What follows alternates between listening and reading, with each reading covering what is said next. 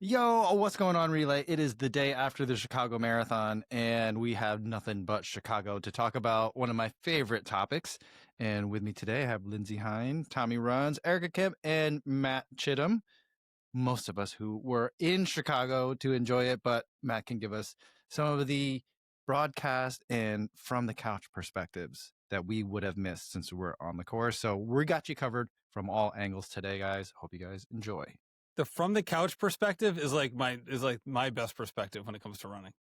That was well done. Can I open up with a little bit of controversy that happened in Chicago? Boy. Okay, so we're gonna jump right into it. I know you guys all want to hear about this one topic first. It's not gonna air yet by the time I say this, but so Kafuzi likes Detroit style pizza over Chicago pizza. He might have to move, but that's a great take. It's fact. It's true. He said it out of his own mouth. You'll hear it. We had a really cool opportunity to sit down in the Chicago Expo. Lindsey, myself, and Mike Coe. And we sat down, we had a really cool conversation. People said they liked it. We had some little pointers and tips. We had some jokes, but we also got to the nitty gritty, which is that he likes Detroit style pizza over Chicago style pizza. And you guys were mourning for me because I said I grew up eating Papa John's, and you guys were really sad for me. Yeah, it just sounded sad the way you said it. Like Papa John's isn't that bad. It sounded sad just now. Yeah, like the way she says it. Like you could be like, "Oh, I like Papa John's." Like you just have to say it better. Sell us on it a little bit. Be enthusiastic about the Papa John's at least. It's not like you said you grew up on Lunchables pizza. That's true. Yeah, you know what? I'm glad you said that, Tommy, because I just texted Matt and Peter and said, should we air the podcast we did at the expo? Because as you both know, Mike and Tommy, I was feeling very tired and also a little bit self-conscious about the recording for some reason. Yeah, I mean, I think you sounded terrible. I think you were tired.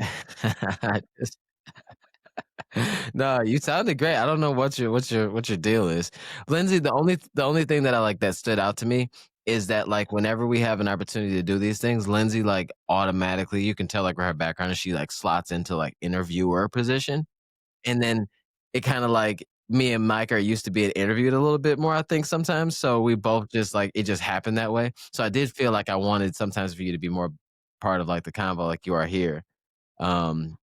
But you got comfortable, and then you told us your sad Papa John story. No, you're right. I do that. And also I felt the responsibility, since I invited you guys to the stage, I felt the responsibility to make sure there was no awkward silences. So I was always wanted to be ready to go with a question. Yeah, and the way the guy even introduced us, it was basically like we were like I'm fucking Tito and what's the other Jackson's brothers' names? I don't even remember. But you were definitely Michael Jackson in the introduction for sure. Is that Mike's Tremaine? Yeah, Mike's Tremaine for sure. Oh, every time I go back to Indiana, I put the Jackson 5 going back to Indiana on my Instagram stories because I love it so much. Yeah, he was like Lindsey Hine and two fine fellows from Instagram. Well, and then he goes, Lindsey, how are you doing? And I go, I'm tired. That's true. But yeah, Okay. I'm tired. Chicago. We've got so much Chicago to discuss. That race was so exciting. I have to say, we all know this. I always become partial to people that I've interviewed. And so since I feel like I've gotten a little bit close to Wesley Career, I was like rooting hard for John Career. And then I had Natasha Rogers on my podcast the week before. So I was really excited to see her being the top American woman. But man, I don't even know where to begin. Somebody take the baton and get us started, because those are just the first two things I thought of. I think we could start with the record. So I feel like that's kind of the big takeaway story for me. It was a men's year for stories, so which isn't always the case. A lot of times it's been a great women's year in Chicago, but this year we had a men's year. And Conner Mantz pretty much getting pretty close to calling the shot. He said he's going to go out at 2:04, finished at 2:04:40 something, I think. And I feel like he ran a very disciplined race the entire time. He had sometimes more people to run with, sometimes fewer, and he nailed it. And it was exciting to watch. Let's talk about records. I was at mile like 2.5 or so. So like I always wanted to be like right there so you can just see like how everybody looks fresh and kind of flying through. And John Career went through obviously just like with that front pack and he just looked so smooth and I saw him again at like 13. I have this video where I'm at 13.1 so you can see the time on the on the clock at the 13.1 mark and it was like 100 and some change. Like, it was like they were moving fast, he was a little bit ahead, I'm like, he looked super smooth, so I'm not sure, like, where, like, he kinda fell off at, but, it was just such an exciting race, especially, like, through, like, 14, 15 miles because they were on target for breaking the world record. Wasn't long after that when Jacob Kiplimo put the pedal to the metal because it was odd to like you could hear Ed Eyestone on the broadcast being like surprised because again they were on world record pace and all of a sudden Kiplimo I think they had gone to an interview with a wheelchair they had gone to the wheelchair race or they're interviewing the men's wheelchair winner and they're like we have to go back to the men's race because like all of a sudden Career was not even in the picture. Mm. It was like, wait, they went from they're both on world record pace to all of a sudden Kiplimo has 15 seconds on him. And like you could see him striding. It wasn't like sometimes it can be hard to tell on the broadcast, like is someone speeding up or is someone slowing down? Like it all looks the same. But you could just tell by Kiplimo's stride that like he was absolutely like bursting at that moment. It was like really cool to see. And Ed even called it. He's like, this is really far out to make this move. Like he must have either felt so much energy or felt like Career was going through a bad patch and he wanted to make the most of it. I haven't seen an interview with John after the race, but I think we can assume from his DNF that maybe it was the latter. If it was one of those two things, it might have been the latter, considering he ended up stepping off the course and maybe, Kiplimo made the right move at the right time. But it was wild to watch because like even Carrie and Ed on the broadcast like couldn't believe their eyes when he gapped him like that. Yeah, so I was at mile 17 and they were still together. They both looked incredible and they were like literally stride for stride right by each other and they flew past us. And then obviously like something happened. I'm like watching all the men come through the finish and like I never see him. So then after when I was like leaving the like grandstand area, I like happened to run into Clayton Young and Kira D'Amato and we were just like talking about the day and like everyone's like great races and stuff. And I was like, "Oh, yeah, like, I totally missed the finish. Like, what happened to, like, John Career?" And Clayton was like, "Oh my gosh, like, I saw it." So, like, I don't know if if the turnaround's at, like, 18 or 19, there's some sort of, like, turnaround somewhere in there, but Clayton said that, like, Jacob Kiplimo looked incredible and kinda, like, did, like, a little look over at John Career, and, like, you can tell when an athlete just feels, like, incredible and, like, started to pull ahead a little bit. But Clayton said whenever they made that turn, that Kiplimo looked over at Career and got, like, a wicked grin on his face. And, like, if I saw that, I literally was like, "Oh my god," like, when Clayton was telling me, I was like, I would have nightmares of that face for the rest of my life. Like, I didn't even see it, and I might have nightmares. Like, if you are, like, 18, 19 miles deep into a potential world record attempt fighting for the victory and you don't feel good and your competition looks over you with like a grin, are you kidding me? Like that would shatter me. I Unless love like, that. yeah. So that's the story I heard. And I was like, that's understandable. Like if you're already like physically feeling really down and you're just like, you know what I mean? You're trying to hang on to literally anything. And if the guy next to you felt that good, looked that good, and looked at you like that, devastating. Like, but obviously, I can't speak for John Career. I'm not saying he DNF'd because someone looked at him funny. I'm just saying the outside perspective was crazy, and like as just like a sports bit, incredible work. In the broadcast, it reminds me because like Ed and Clayton, because Clayton, they did go to Clayton as someone who was watching it, and him and Ed, all of a sudden it was like they had transported themselves like off the broadcast. It's just like two longtime friends just like talking on the phone because like they were just like going back and forth, and you could tell like the person who was trying to host the show, she kept trying to like dive in to like push the conversation to another thing or like to show another race, and like they just kept like kibitzing back and forth. Like they like not that they were trying to be rude about it, but they were just so excited to chat about Yeah. what they had just seen that it was like it was funny. It was like it was such a well done broadcast with like true professionals, but like that this like 5 minute like moment was like it was just hysterical. You're like, this is how these two people talk to each other all the time. Like you could just tell by their excitement in their voice. That's Yeah, well, incredible. I was just thinking like how quickly that turn for John must have happened, because usually you can kind of like see on someone's face or mannerisms or like body composure if like they're struggling a little bit more, and he just looked so fluid. So when I was at the finish line in the stands and when the announcers were like, "Oh, we just got word that the first place finisher John Career," I was like, "What is she going to say? What is she going to say?" I was hoping she was going to say he pulled away or I don't know, something. And she's like, "He dropped." And it was shocking to me because, like everybody was saying in that video I sent you and Peter, Matt, like he looked so fluid and strong and composed. That was at mile 13. So, I mean, it just tells you there's a whole story in a marathon. Mm-hmm. Yeah, I also saw him like around mile 17. So I saw what Erica saw when they were shoulder to shoulder, but that I had another guy working with me at mile 19 where there was actually separation between the two. I thought it was like shoulder to shoulder until John stepped off, but going through the footage, there was a little bit of a gap at 19. And then if what I think you're describing, Erica, I think that's right around like mile 20 and a half or so, where there's kind of like it's a more than a 90-degree turn and you could easily like look over your shoulder and see someone. Mhm. That would have been only like a mile later after that. And so, Jeez. Erica, you That- almost saw it. You almost saw the face. It could have literally haunted your dreams. I'm glad I didn't. Oh my God. But No, you like, know it what was- else that I was gonna say, you know what else you saw from the stands if you watched the men's finish was Conner Mantz. Everybody was excited about his American record, but I think it looked like, Mike, you tell me because I think you were at the stands too. I think it looked like if he had another mile, he probably would have caught third place or at least another half a mile because he was kind of storming in hard, and then the third place guy was looking back and he picked it up to sprint, the third place guy, but I felt like it was like his last bit that he was clawing for, and Connor could have taken over. So I was excited to see, is he going to grab a podium spot? But he just didn't have enough time. it looked to me almost like Connor didn't realize how little race there is left after you come up the hill. And so I saw him kind of make a move. There was a response from the guy ahead.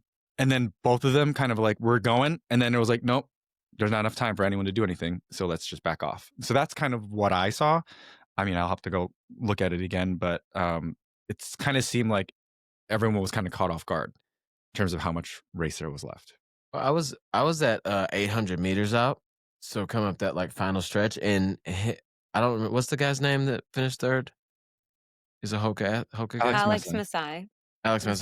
Masai. Yeah, Yeah. so he they were like Alex Masai was a little ahead, like but by like one stride. You know, like he was definitely Connor was like definitely like right behind him, and he looked. And when they passed by, I was like, Connor's definitely gonna outkick him just because it just felt like he was like sitting kicking type of vibe. So when I saw like the time difference of third and fourth, like third and then Connor, is definitely whoever was ahead of that guy who was ahead of him definitely kind of seemed like he probably just had more control because they were very close when I saw him at 800 to go. So So he was looking back because he gapped him, not because he was fading. yeah. Yeah, I think Oh, see, I didn't see that part. 800, Okay. 800 left, they were like they weren't side by side, but it wasn't far enough away to look back, like they were right there. And yeah, so he must have done something, maybe surged up the hill or something like that kind of gapped Connor a bit. Did we not see this move? It was like there weren't a ton of cameras on course, but like one of the cameras was on Connor the whole time, but like we missed that on the broadcast. And probably It because must they have were been like they're that turn probably up showing the the finish hill. line. Yeah, it must have been like that turn up the hill or something like that. But yeah, I mean, second place probably was finishing too, like you said, finish line. Second place was about that far, ahead. Like maybe they were hitting that corner and coming up the hill when second place was finishing. So Yeah. And I think it's also tough if there's a vehicle there because they got to get out of the way, and so like even if something interesting is happening, they're got to be like, you got to get out of the way with enough time so that no one thinks that you're supposed to follow the vehicle into its like little parking spot, And so I think that could be why we didn't see that. Yeah, there were, like I said, there weren't a ton of cameras on course, which was unfortunate. So they had basically like for the men's and women's fields, they had one camera for the men's leader, one camera for the women's leader, and I think they had Kira and Clayton working those trucks as well. Then they had a camera set on basically on Clayton, or I guess if Wesley Kiptoo had passed Clayton, they would have focused on him just for the American record, and they were close together for a while. And then there was no other cameras on course, so like you really only got a sense of what was happening at the front of each field. But unfortunately, like at both times that the leaders broke away, that wasn't the shot. It So all of never a sudden happened. all of a sudden it was like Fesa was alone. You're like, oh, Alemu fell off. And then like the same thing with Kiplimo, like also he's alone. It's like, oh no. So you can get, both sides of it. I'll tell you, it does change the viewing experience from the on the couch perspective. If you like when you have like the pacer there for the women's race, because he's just kind of like always in the like always like at the front of the shot. So like you can't like for like a lot of it, Alemu was like directly behind the pacer, just the angle they were using. So you didn't get to see her very often. You could see Fesa because she was kind of like off to the left of the pacer, but then Alemu was right behind her. So it's kind of like, this isn't like, again, it's great for like setting records and like it's great for the racers, but like from a visual, spectator experience, you're kind of like, it made me miss the races that didn't have that element within it. Again, this is like champagne problems. You watch two amazing runners like do something incredible, but at the same time, like you do kind of lose the ambiance of the race a little bit, and then just like the amount of cameras on course. Obviously, it would have been cool to have another camera to kind of get like the second group of the women's race. You didn't get that experience. It was just kind of the front of the race, but I think they did a pretty good job of like focusing on the races, which was nice. There wasn't like, the random like interview, like it was like a ton of random interviews with people that like you didn't know, or like, again, I love the human interest stories. That's literally what the Rambling Runner podcast is about most of the time. But like all of a sudden it's like if it's a third of the race coverage, it does feel like it inhibits the experience. They didn't have a lot of that. And Ed Iastone and Kerry Tollefson were both fantastic in terms of like nailing the coverage, which was good. But it would have been nice to have a couple more cameras so you could see a little bit more of what the race actually was beyond what was happening with first place, especially because it wasn't really like a pack. Like some races, as you guys know, like there's 6 to 10 people at the front for a long time. So you feel like you only need that one camera. But this really wasn't that kind of race, especially for the second half of each race. And I think that especially something gets neglected a lot of times when there aren't a lot of cameras is like the American women. I feel like they always get like the short end of the stick when it comes to like, oh, well, you only have 3 camera cars. So I guess we'll do like a lead men's, a follow men's, a lead women's, and then, well, that's all their cameras. So sorry, guys, And I'm like, that's usually a really good story. And it was yesterday as well. So yeah, I'm all for more cameras. Yeah, when I was at like 25, I saw Natasha go by, and it was just like seeing like one of your friends go by that's just having a good race because it was just her. Like it was no like I think we were standing near her coach. I don't know who her coach is, but he was like got really hyped Steve for her. Like Magnus. yeah, I think we were like right there. He got really hyped with her, and like but that Wait, was was it it though. Steve Magnus? Were you standing next? It was Steve Magnus there. Oh no. I thought you said Dave Maddox. I'm like, I don't know who that is. Maybe it's Steve's brother. No, it wasn't him. So somebody else got hyped for her, but definitely wasn't Steve. I would have been like, hey Steve, so whenever I get to mile 22, I just can't get through it, But Speak your wisdom. yeah, I would. Can you give me a little hint? But I think it just seems it seems kind of weird, like to see like the the number one American woman just go by herself with Well, nothing listen, around her. when she finished the marathon, I don't want to speak poorly about Chicago Marathon because they hire me every year to come to the expo. But when she finished the race and the announcer said absolutely nothing about her being the top American female, I was like, first American female. I like screamed it from the bleachers because I was like, what are they doing? This is very exciting. This is our first American female. She was 6th place. And it just was like, Natosha Rogers crossing the finish line like she was just another finisher. Right. I don't know how you mispronounce Natasha, but Well, they she did. does have the O in her Yeah. name. And as She's someone also who not brand new. she's right. Yeah, Also, like, I She's don't first know. There's a American as lot well. of safeguards to like learn how to say everyone's name. I mean, the elite fields are not that big. Also, Especially the top people, American women. the broadcasters usually get pronunciations as well because there are names that are difficult. But like Natasha, you're like doing too much trying to make it Tosh. Like, is it spelled like Tosh? No, it's Tosh. Like, stop Oh trying to do so dang! much. It is like Tosh 2.0. Yes, everyone gosh. can say Wow. Daniel Tosh, but no one can say Wait, where is Natasha. he? Is he This still whole time I thought it exist? was Daniel Tosh. He has a podcast and it's really cute. Really? Yeah. I thought it was I'm Daniel a Tosh this whole fan. I time. remember him from back in the day. I feel like I just haven't heard anything about him in 20 years. Well, guys, Yeah. let's make a toast for Natasha. Oh, jeez. Natasha. What did you say, Erica? You said because Erica and I got to spectate a little bit at the end. You said something about you wouldn't want Natasha hunting you down. Oh my God, no. When her and Dakota came past us at 17, Natasha was probably like, they were in a pack and there was like a bunch of guys with them, but Natasha was probably like on the backside of that pack, but like probably 2 strides behind, maybe a little further back. But she had like caught up to them over the course of the race. She was never that far behind Dakota, but I was like, if there's an American woman I do not want sitting behind me the entire time, it's Natasha Rogers because she's going to eat me alive. Like, she is a racer. If there's anyone in her peripheral, she is going to race them. So yeah, like Dakota was going to be like top American. She needed to be like well clear Natasha. She just like looked like she was in like Natasha hunting mode that day, which is like great to see. Like, it's so exciting to watch. And like, I love watching Natasha race, but it can be tough being on the other side of that. Can you explain more? Like, is it a mental thing, a physical thing, a little bit of both? Like, what about Natasha like elicits that kind of response? I would say it's mental just because like she's always been such a baller. Like, she is a fighter. And like, there are a lot of athletes, myself included, that are like very, very good runners. And like, I love to compete, but there's like something about someone who's like a true, like gritty fighter. Like, they will go to the depths of hell before they lose this race.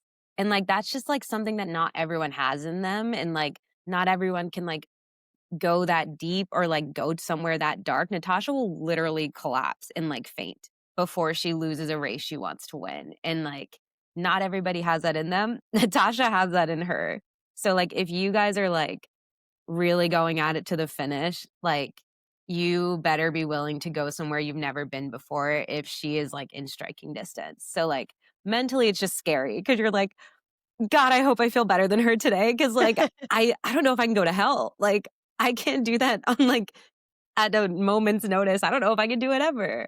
But yeah, I mean, some people are built different and some people are just like incredibly fierce competitors. And Natasha's always been so, so fierce. You know, it's so interesting too, watching the different pros. I wonder what your perspective is, Erica, because when you watch someone like Dakota, even yesterday, she maybe wasn't quite the like as smiley as she normally is because man, she was down to business. But she will still, when you are cheering for her on the sidelines, she will make eye contact and give you a nod. Like, she will look at you. She's like so present. Where Natasha, you're going to cheer for her and yell, and she might hear you, she might not, but she's not going to look away. She is like She's not on this laser-focused. planet with you. You're not on the cheering planet. here on Earth.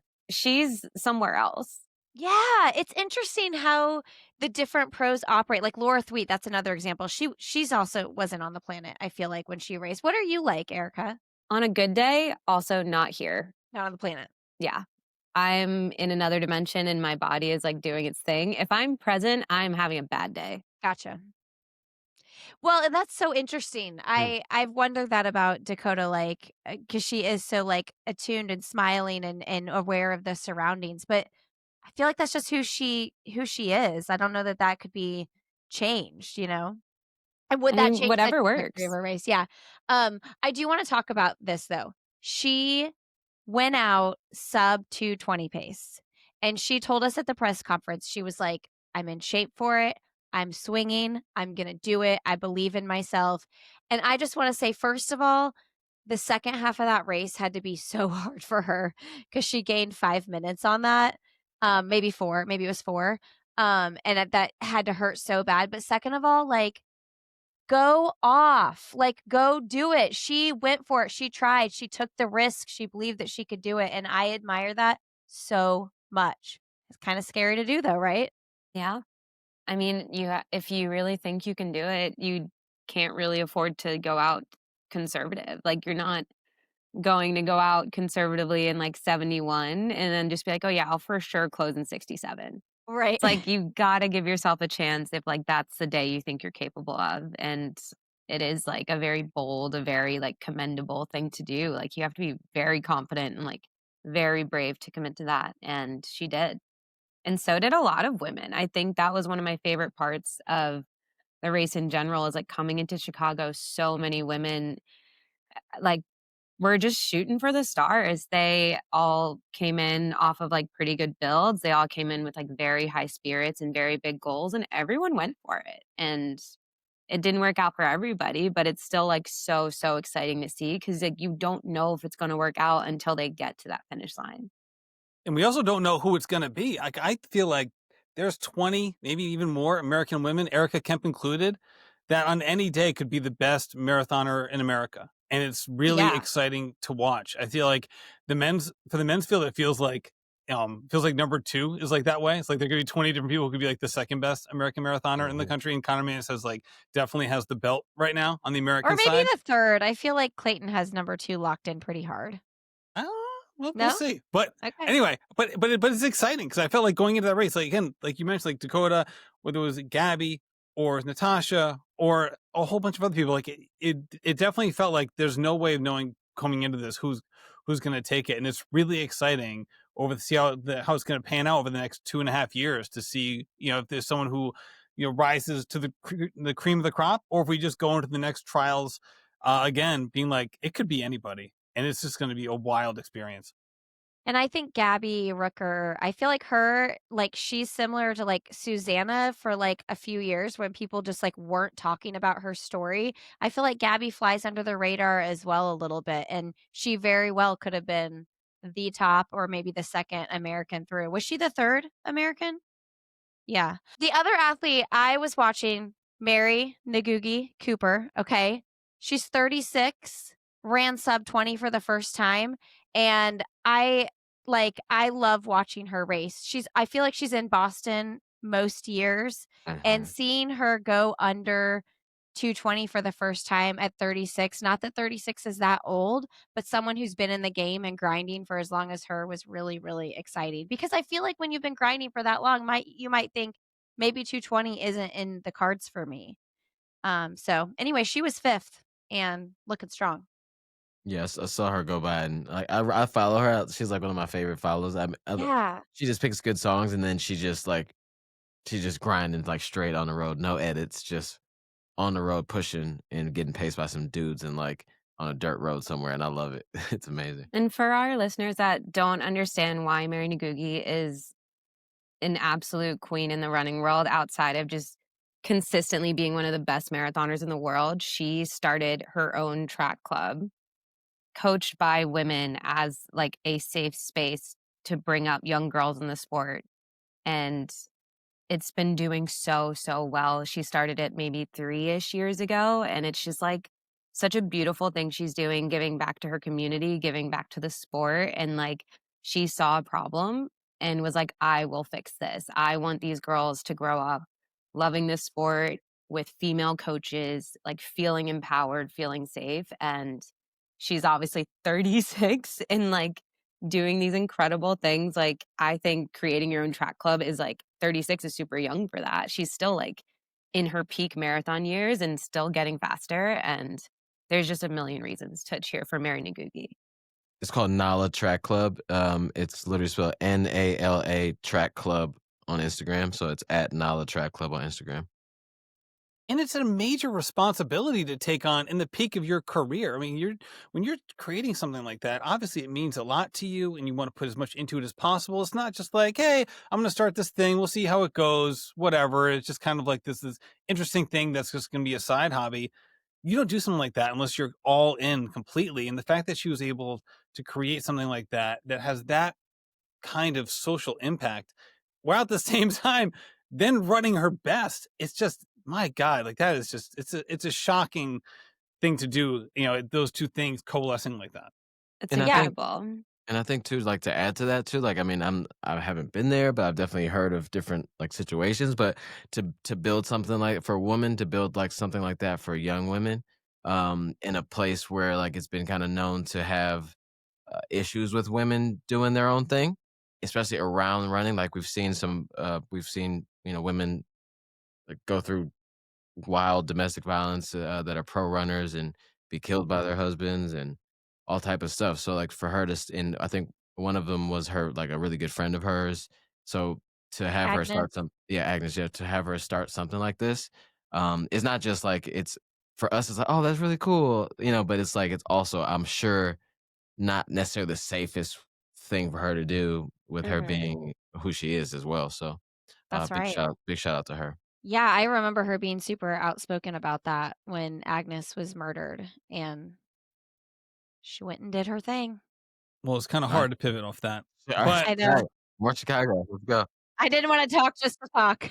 well, we're big fans of Mary, and for good Yeah. reason. Like, thank you for bringing all of that up. Like, I wasn't as tuned into some of that as other people. Erica, thank you so much for bringing that to light. I didn't follow that that club before, but I'll definitely do it now. You said it's Nala, Yeah, Tommy? Nala. Yep. Nala Okay. Track No, Club. it's so even if you just follow Mary, I mean, follow the club too, but like when you click through her stories, like on Instagram while she's training, it'll be like long run training video. And then she's like at the track with the coach, like with the watch with her girls. Like she does it all. She does it every day. Like it's not just like putting her name on this. Like she is like thoroughly invested. It is beautiful. And like the world needs more female coaches.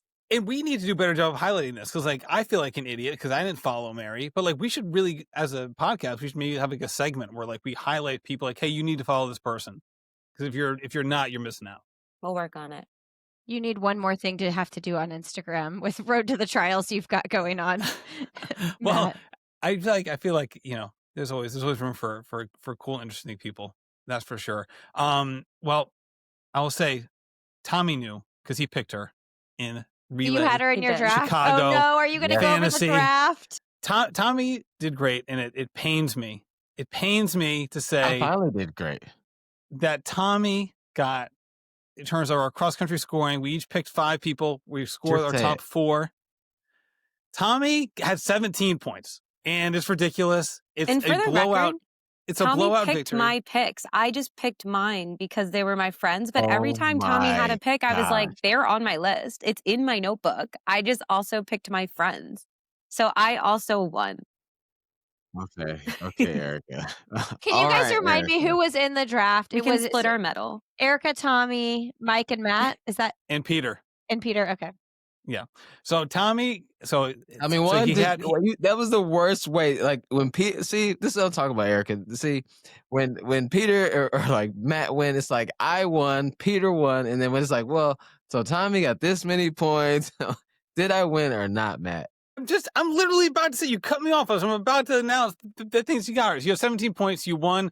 You're the best runner, the best commentator, best Instagram model in the world. Thank you. Congratulations to you on a wonderful weekend. Tommy runs.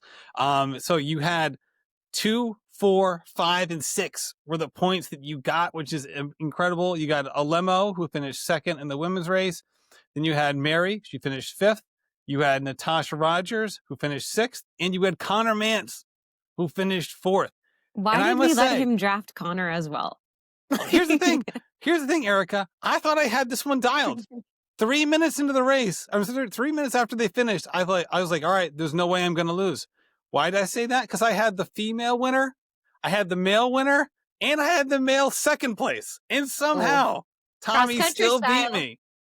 I That's mean, your how number excited- 4 and 5 are super important. You Mhm. can't win There on you a go. low stick. That's That's right. it. See, Okay, hold cross on. country. There you go. Because I had Taye, who didn't Let me go to finish my- in the women's race, and then Hiroto in a way finished 22nd in the men's race. So I had 26 points. So the DNF from Taye hurt me. I thought that was gonna be the one, Tommy. But you had it dialed. Well, let me go to my notes section. Well, I want to say, thank you to all of my relay co-hosts. I wouldn't be here without you, literally. Thanks, Matt.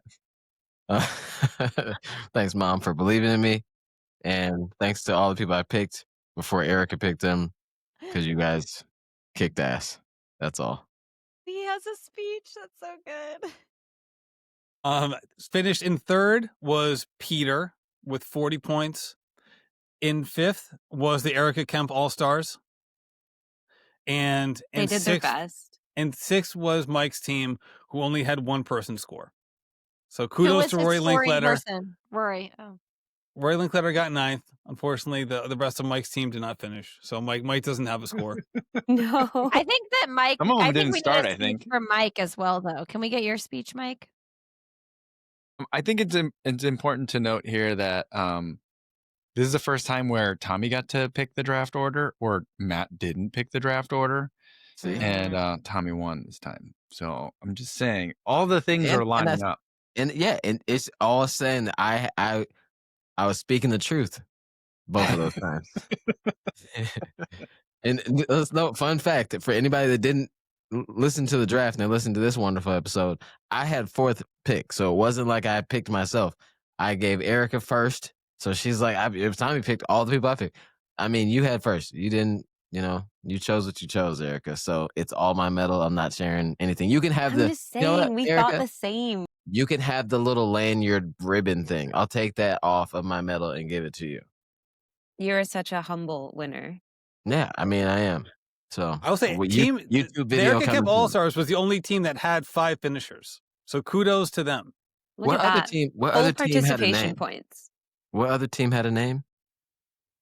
Somebody else's Just team Erica's. had a name. It's just Erica's All Stars. Okay. Well, because she picked it was the friends. It was like the. Well, you win. Yeah. You win best name for a team, Erica.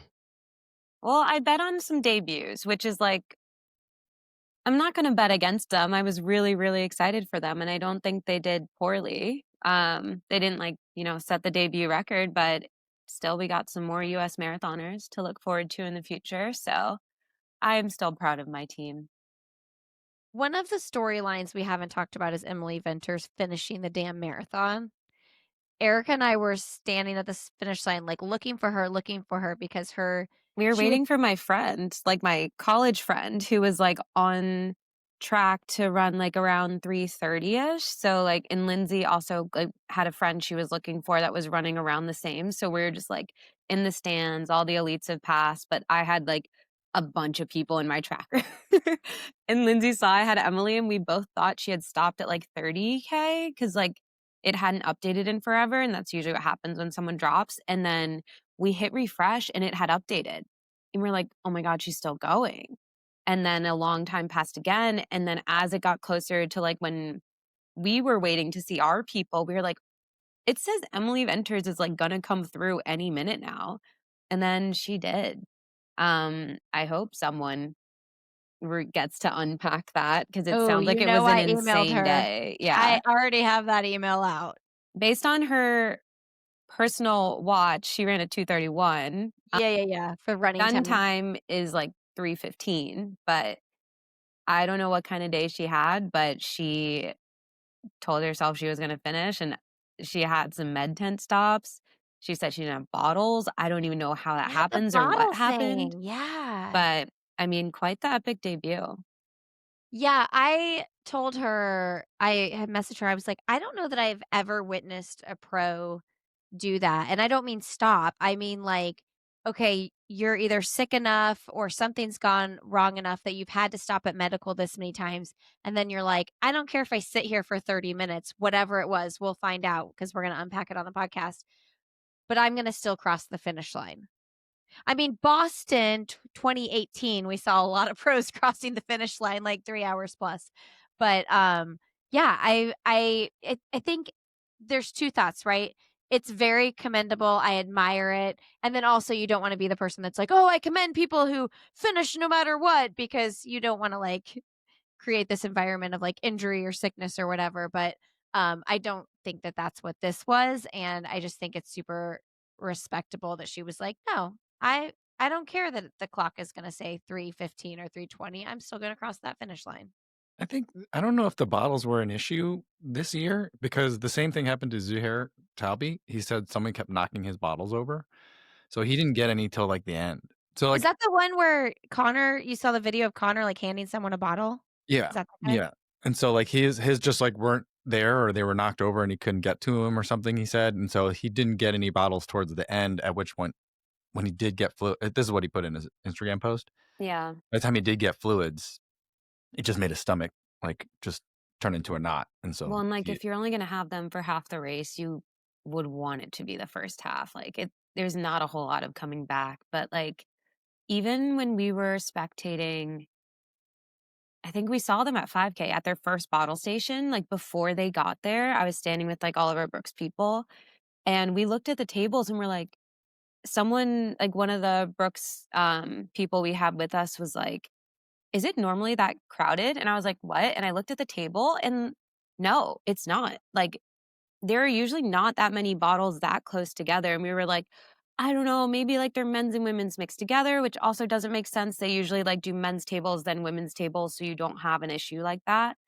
Um, but they had like 6 bottles on these tables that like I don't think were like big enough for 6 bottles. Like you had maybe like 6, 7 inches between each bottle. And when you're running at pace, that's like, of course you're gonna knock them all over. Like even looking at them, I was like, oh my God, they're so close. Like it looked claustrophobic. You would have to be very careful to not knock somebody else's over. So yeah, I wonder like if anyone else struggled with that or how they were set up. But usually you do have a little bit more space between those bottles. 2 things. When I worked at the McCurdy Marathon, I think I was a bottle table volunteer. So I had 2 tables next to each other. And James was like hot on this, was like, you need to make sure there is plenty of space between these bottles. You cannot leave it up to the athlete to try to figure this out. You have to be vigilant to make sure that there's plenty of room, that they can just grab them and go, and they don't have to think about it. They don't have to measure their steps, all this stuff. At the same time, watching Kiplimo near the end, they had the camera trained on him during a bottle pickup, and you could see him. It was like watching one of those like arcade games, where like the claw go Yeah. down. He had like just like pick it up like that. Like it was like I Yeah. can't think of the adjective that I'm picturing right now, but he like just had like pluck it off the table instead of like grab it like with a horizontal arm. He had to have like a vertical It was like an eagle arcade grabbing a game fish out arm. of the water.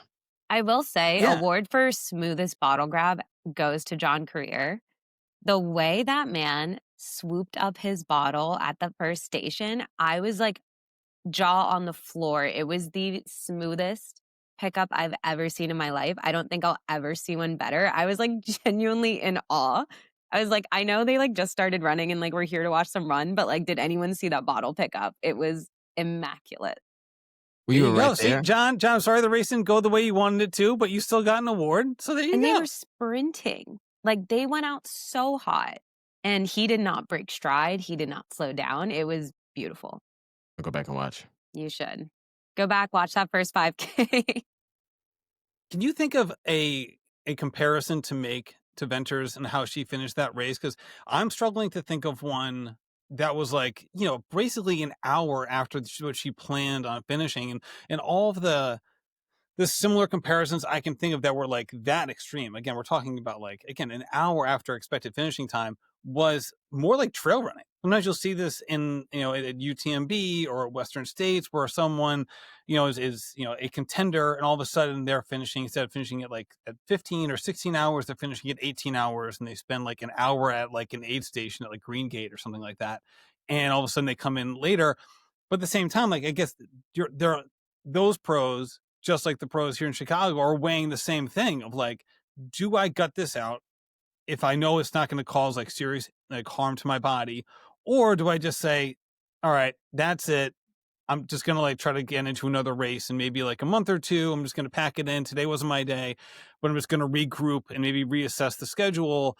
And it seems like, I don't think there's like a right answer there, but I feel like obviously when you're in those moments, those are some serious, conversations to have with yourself. And at the same time, not wanting to potentially open the door for these kind of moments in the future. Like for me, like if I'm in that mode, I'm just so weak mentally that I'll look for the back door every time. So I can't like set up that as like a potential option. Whereas obviously if you're a professional athlete, you're obviously much stronger than that mentally.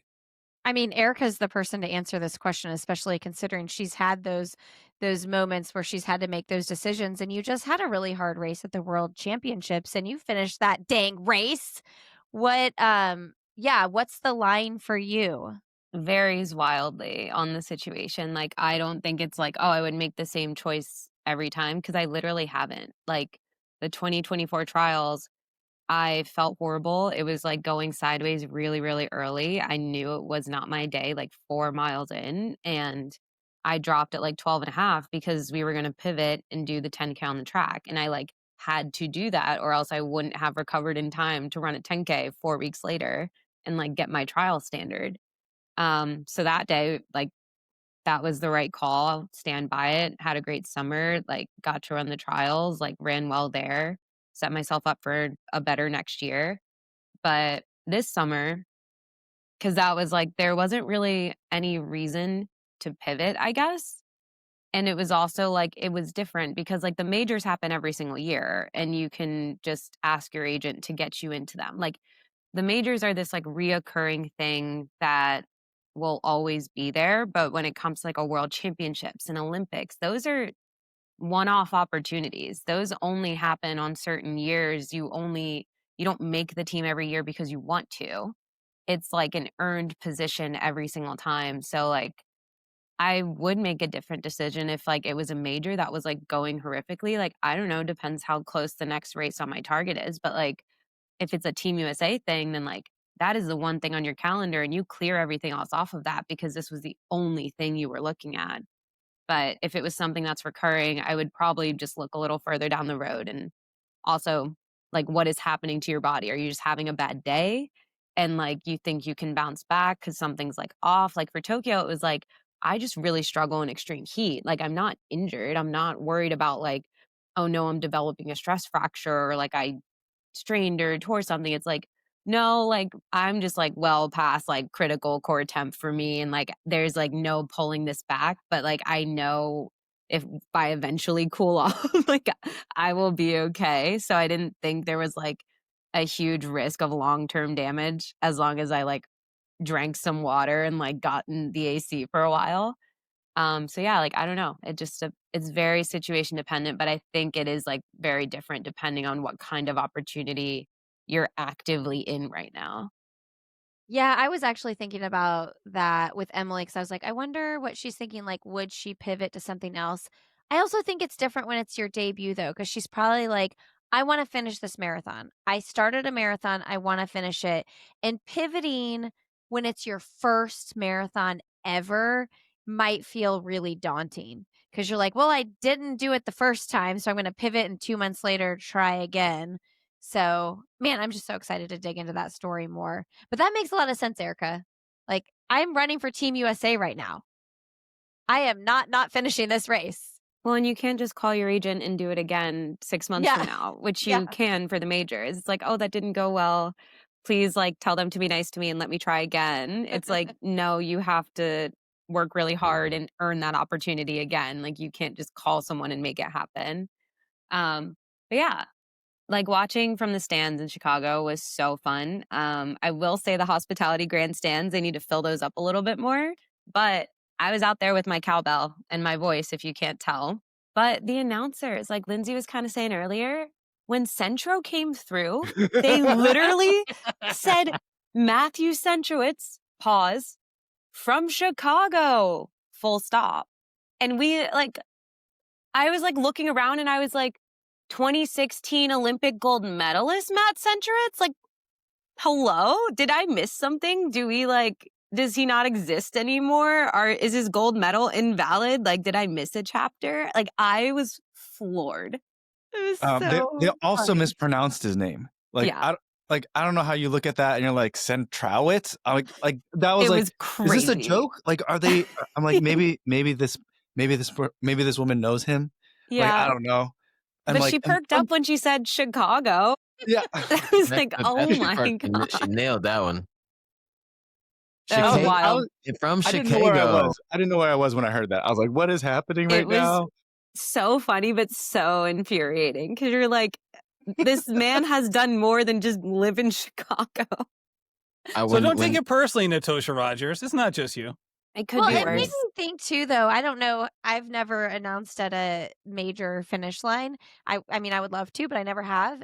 It makes me think like, what are the storylines the announcers are being taught to talk about? Because obviously, Matt Centrowitz being a Olympic gold medalist, knowing he's running a competitive marathon, he ran 2:22, so he was obviously working. Trying. He wasn't just like running party pace. That's a storyline to talk about, and I don't know how that got missed. There were some other things too. There was like a former NFL player out there running. I'm like, are those things that the announcers are looking for? Because when I announce it like Big Sur, I get a list of like, hey, these are the key people we want to make sure we bring up. Like, this guy's run this race every year, or this guy had a cancer diagnosis 2 years ago and he's running his first marathon since. Like, there's always these storylines that you are looking for. And as the announcer, you're like paying attention. they You're like, is did. that them? Is that them? You know? That it It's said Matt Centrowitz from Chicago. Right. That was the "This story." guy is from Chicago. Matt Centrowitz from the makers of the second best pizza in America. Next to Detroit. So And Lindsey also had a good point, though. The OTQ windows, when they came and went for like the men and the women, not a whisper. I Not a didn't even think whisper. about it until Lindsey brought it up and was like, because it had just passed. And she's like, they didn't say anything. Like the last like 4 women just like got under their qualifier. And I was like, I didn't even think about that. And like, my bad. But like, good point. That would have been sick. And it would have been exciting for the crowd to like Like, they're watch gonna these get people. this! Yeah, earn it would have their been a cool thing to OTQ. say like 2 minutes out, like at 2:36. Like what 2:34. Be like, we have 2 minutes left. Well, and like a CIM, Yeah. like everyone knows, and it's like a Everyone. huge deal, and it's like Yeah. so fun. Even at Boston, like the announcers get really hype around those like hour markers. It's like 3 hours. being there right around that Yeah. 3-hour mark is unreal. When you see people like 2:55 now. sprinting in at like 2:59, oh, it's to the be best. 250, 254. Yes. To be safe. Yeah. Well, really, you might want to hit 245. But yeah, so basically, all in all, what I'm seeing here and what I've kind of you said something about it a little earlier, Lindsey, and I kind of made a note of it when you said it, earmarked that moment, and then you brought this back up again. What you're really saying is Chicago. We need Lindsey at the finish line. She's already there. I'm already She's there. already there. You need to get her out of the expo because she's not really great at doing podcasts in expo. She's We gotta tired. we got to get her to the finish line. I mean, because it's true. It's true though. You need like in certain spots, in certain moments, like yes, you want somebody that has a great voice on a mic and all that other stuff. But the little things like that, like super matter. Like it helps get the crowd together. It helps get people that are on the course like at those moments or times. It helps them get excited, and it kind of like frames like that moment more. Because if somebody's gonna sit there for like an hour or 2 hours in like the stands, you do kind of want to be involved and know what's like happening in front of you. Because if not, it's just a random guy that went by and you don't know that he's like a 2016 gold medalist. Like when I saw Matt on the course at like 24 or something like that, and I was like, oh my god, that's Matt Centrowitz. Like, and it's just like, how does that not equate to the person that is holding the mic saying all the names? So yeah, hire Lindsey. I think it would be great. I do think it's a good point too, because a lot of people in the grandstands, well, there's like some of the grandstands is like key sponsor people, but a lot of the people are family members who paid big ticket prices to be in the hospitality tent and have access to the grandstands. And they're like sitting there for hours waiting for their person. So if they had the announcer like sharing those stories, it would be way more interesting for them to be there, and they would learn something too, like, oh, there's an OTQ. What's an OTQ? So yeah, I agree with that. I have a feeling they've probably had the same people up there for those first Yeah, for sure. few, like when the elites come through, at least for a really long time. So but yeah, I mean, that's also just like constructive feedback that we can provide them with. I think that anybody would welcome that kind of feedback. And Next you year, have more than Lindsey. one person doing it. They you know? had it. They did have two They do. people up Yeah. there. Lindsey, next year, you just start an OTQ chant, and I'll repeat it back because I'm on the poor people side, Okay. and so you guys over on the fancy Yeah. side, you start it. You go OTQ, and I'll be like OTQ, OTQ. I feel like we need to have it. It needs to be interactive, like East Side, West Side. I like it. Oh, I like Well, that. Yeah, Okay. I like I could that. be down for that for sure. I think maybe you just have to say OT, then you say the Q, Mike. It has to be like a call and response. Here we go. And then we'll There go we sub 3, sub 3. That would be So for cute. everyone I that's was a coming down- cheerleader in high school, Yeah. so this is right up my alley. Yeah, so when people Boston are coming down qualifier. and like Maybe. it's right there. Yeah. Maybe. Just stirring That's the pot perfect, while people Tommy. are dying to the finish line. Does So Emily potentially- Ventures put her name into the BQ registration to see if she cuts it? Not for that age group. Yeah, because she's what was her final time? 3:29 or something? That's not going to make it. No, No. she's not going to get the cut. Mm. It's fast. and getting Surely she can faster. get the cut with her 68-minute half marathon time. No, All you- right, fine. Boston does secretly have a half qualifier. It's just like unbelievably fast. Do they really? Didn't know For the that. women, it's 71. God. Okay. NBD. I don't actually think the general field has a half qualifier, but like the professional field does in the guidelines. Why even have it then? You're just So part of the someone pro like field. Emily Venters can be accepted into the your elite field. debut. So They people could like just, me can they debut. could just select them if they wanted to. They don't have to for the elite field. They don't have That's to true. choose. That's Like true. people. Yeah. Well, it's in there in case, because I did get a lot of questions like, how were you able to debut? And like, I actually didn't know the answer for a while. I mean, literally just because they can do whatever they want. But also, if you run under 71 for women, at least, I don't remember what the men's qualifier was, then you can do your first marathon in the Boston elite field. If 71 was the men's qualifier, I still think that would be too fast. Oh, mean, it's 60 The elite field, something though? scary. It's like harder. It's like harder to get into like the Olympic trials, the half marathon. I'm No, purpose. literally. The trials was 72. Boston is 71. Like, who That's do they not- think they are? But whatever. I mean, honestly, I feel like I'm down with that. Like, make the time a little I think it's faster. 'Cause funny. I'm tired of pros taking all the bibs in Boston. Right. Because it totally counts towards that Said from 30K. influencer Yeah. bib person. Yeah, it's all just a spot. It's all taken from, like, I mean, we're like, oh, Kipchoge is gonna be running Boston. He just took your spot, bro. Just took your spot. Out here stealing people's bibs. That's crazy. Wait, you know who also wasn't talked about at the race was Galen Rupp running. I saw Yes. Galen. I cheered for him. He looked like he was having a hard time at the end, but he would still look good though. Like, I mean, it was like 25 and a half. So it's like, it is what it is. I didn't realize it'd been so long since he like ran a marathon. Like, that's pretty sick. 20 months? Is that what they said? Yeah, almost 2 years. Damn. Well, I mean, he told me when I interviewed him last year at Chicago, he was like, "I'm swinging for LA. Like, LA. it's in the United States. The Olympics are in the United States, and it's like I got to go for it." He So, won 209. yeah, we'll see. I mean, I thought about this. I wondered if, I mean, he seems like pretty level-headed, but like, I wonder how hard it is for him to be out there knowing like, oh, I used to be the Conner. You know what I mean? Like, and to be out there like competing with the rest of them, but not being like the show. I mean, that has to feel kind of hard, don't you think? I think it would be hard. I bet you now it's probably not so hard because he knows he's not like in everything trying to push every time. Like, I feel like he's being selective. I don't know like if 2028 I mean, that'd be trials in 2027, right? Mm-hmm.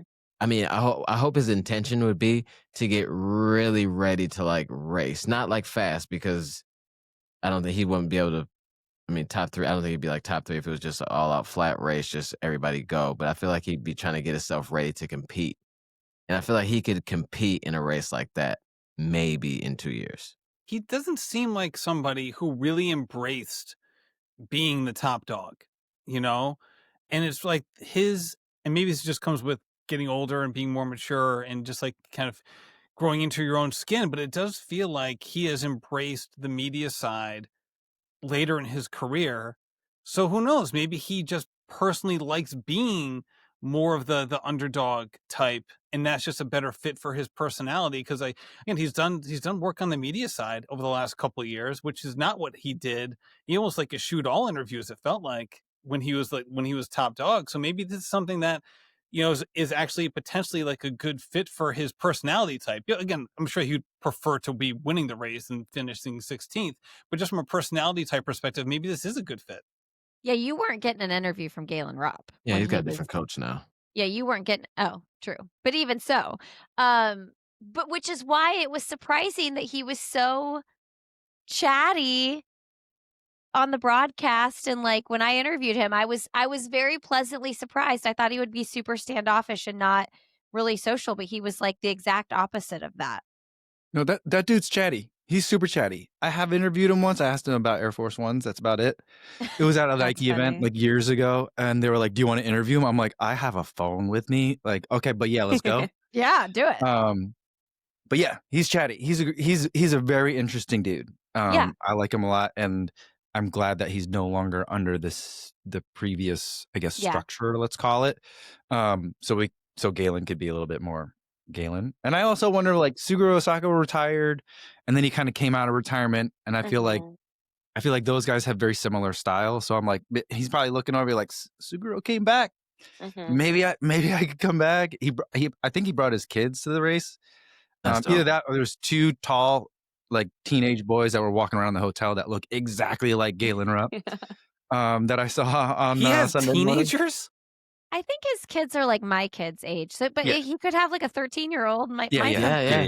Yeah. They were. No, I they don't were- know what made me feel older, knowing that Galen Rupp has teenagers, or the fact that I sprained my groin doing a 1 mile run at 12-minute pace yesterday on this treadmill behind me. I can't. I'm going back and forth. Which one makes me feel older? Oh my God. Yeah. But yeah. So Just like, both. who knows what's driving it? But I like watching him race. I think last time I saw him was in Budapest. In Eugene. So, yeah, that's good. It was good to see him out there.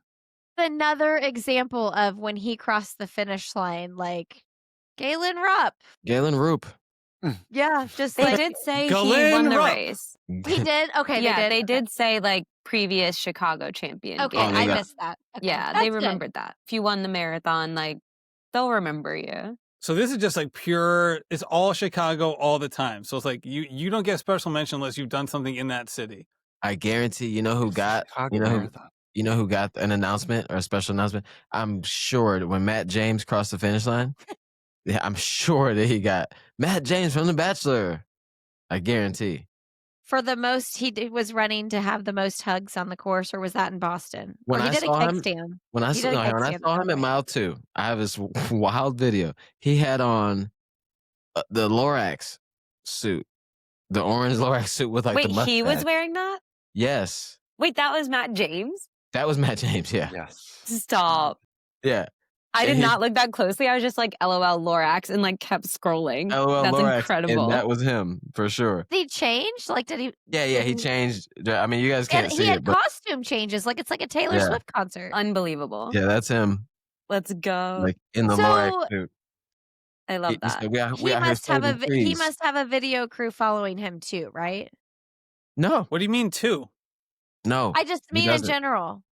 As right? in like as How in does he along get with all the that? elite. But this is what I thought because he He's had a from video. The Bachelor. Everyone and their Everybody mother is knows him. They recording just send him. him videos. Okay, Yeah. so is he like, hey, whoever took a video of me keg standing that, can you text me real quick? Like, I'm just curious how he Well, gets I mean, the video. You just bump phones now with AirDrop. Just bump it. Yes, But like and it he's goes off. running a marathon. He's like, Well, oh, Lindsay- hold on here, bump phone real quick. Lindsay, I'm I'm curious. just gonna pull you into just He's to going to hold 2020 your hand when he right, says this. to 2025. Okay. Okay, tell me more. So like if you run or like let's say you're on the stage interviewing, people tag you in the videos that Oh, they sure. post, and then you just message them and you go, "Hey, can you send me this to that? me?" Yeah, Okay. yeah. It's actually genius because you get all these different views and angles and stuff like that of cake stands. I and feel things. like his stuff looks more professional than that, though. I feel I mean, like if there's any, professional photographers all along the course, and I'm sure like his people hired some. because I just feel like if someone sends me a video, like I saw you on the course, it's going to be like their phone going like this, Lindsay. You know what I mean? Yeah, I do. I just don't But think like, I just there are like hired professionals along the course. Like Brooks has several photographers and videographers that are Okay. like spread out around the No, I just don't course, think- and they I just don't like think you- film and video at different spots.